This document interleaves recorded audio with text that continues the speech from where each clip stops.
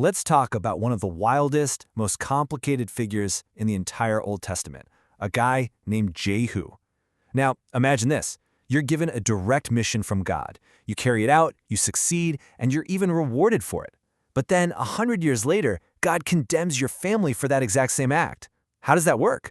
How can you be both God's chosen agent and also get condemned for doing the job? Well, today, we're going to untangle this incredible paradox.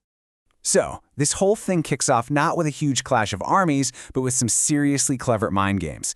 Jehu has just assassinated the king and the queen mother. But here's the catch. He's on the outside of the capital city, Samaria. He doesn't have the army for a long, drawn-out siege. So, what does he do? He puts down the sword and picks up a pen. His first move is a total masterstroke of psychological warfare. I mean, can you believe the audacity of this letter? He's basically taunting the leaders inside the fortified city. He's saying, go on, I dare you, pick a new king. Let's see you fight for him. He knows he'd probably lose a straight-up fight.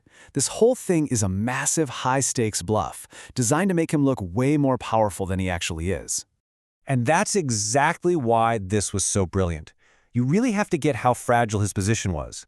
Yeah, he took out the top two people, but he's still a usurper. He has a small army, and they're staring at the walls of a fortress. A long siege is a recipe for disaster. His own men might lose faith and turn on him. He had to win this thing before a single arrow was shot. Look at the difference here. A conventional siege is slow, it's risky, and it has a funny way of uniting your enemies against a common threat. But Jehu's strategy? It was the exact opposite. It was fast, it was designed to intimidate, and crucially, to divide the leaders in Samaria. He put them in an impossible situation where they were forced to do his dirty work for him. And you know what? It worked. It worked perfectly. The elders and leaders inside Samaria are absolutely terrified. You could just hear them talking, right? Look, if two kings couldn't stop this guy, what chance do we have? Jehu's reputation for being swift and brutal did all the fighting for him. He scared them so badly, they just folded. So Jehu sends a second letter, and the response is just gruesome. To prove that they are now loyal to him, the city leaders do something unthinkable. They murder all 70 of the dead king's sons. 70 of them. Then they put their heads in baskets and ship them to Jehu. And he has them piled up at the city gate for everyone to see. It's an absolute masterclass in using terror. Okay, so up to this point, Jehu looks like a ruthless, power-hungry general. But this is where the story takes a really sharp turn. Turns out, this wasn't just some personal power grab. Jehu had a very, very specific justification for everything he was doing. Right after this horrific display with the heads, Jehu gets up in front of all the people, and he basically says, hey, you might think I'm the bad guy here for killing the king, but who killed all 70 of these guys? You did. This is bigger than me. He frames his entire bloody coup as the fulfillment of God's prophecy, a divine judgment that was declared against the evil King Ahab's family years ago.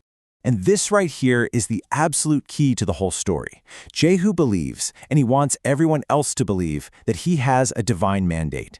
He's not just some rogue general trying to seize a throne. No, in his mind, he is an instrument of God's justice, and that changes everything. But, and this is a huge but, this is the pivot point.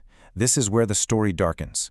Jehu was given a very specific mission, destroy the family of Ahab. But his zeal, his divinely approved mission, very quickly starts to curdle into something else, something much uglier. See, God's command was clear, wipe out Ahab's family. But Jehu doesn't stop there. He goes on to kill all of Ahab's top officials, his close friends, and his priests. The mission spirals way, way out of control. He's not just fulfilling a prophecy anymore, he's wiping out anyone and everyone even remotely connected to the old king. And then you have this just bone-chilling moment. On his way to the capital, Jehu bumps into a group of 42 men. They are relatives of the king of Judah, a totally separate royal family. They have no idea a coup has even happened.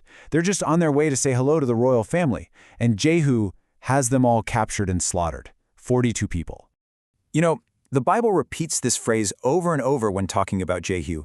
He left no survivor. And that's not by accident. It's there to show us the shift. This isn't just about politics anymore. As the scholar Dr. Oswalt points out, this has become a bloodthirsty cleansing.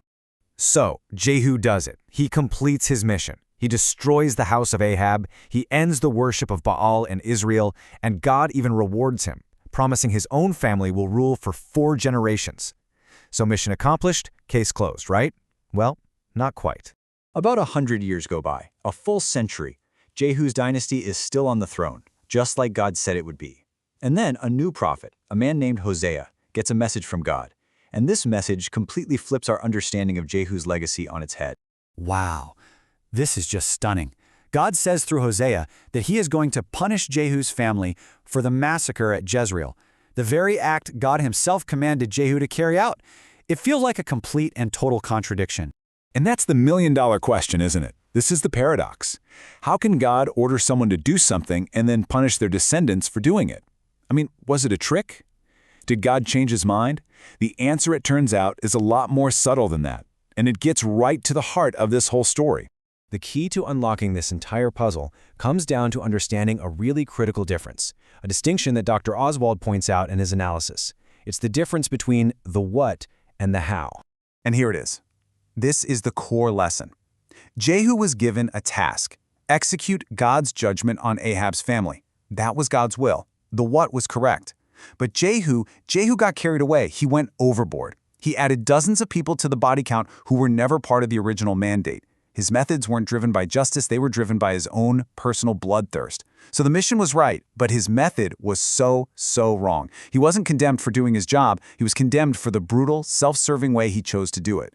And that really just leaves us with this huge, timeless question. Jehu's story forces us to look at our own lives, our own causes. It's a powerful warning that even when we think we're doing the right thing, even when we're fighting for a just cause, there's a line. A line where righteous zeal can sour into ruthless fanaticism. A line where finishing the mission becomes more important than the spirit you do it in. And the question for us today is, where is that line?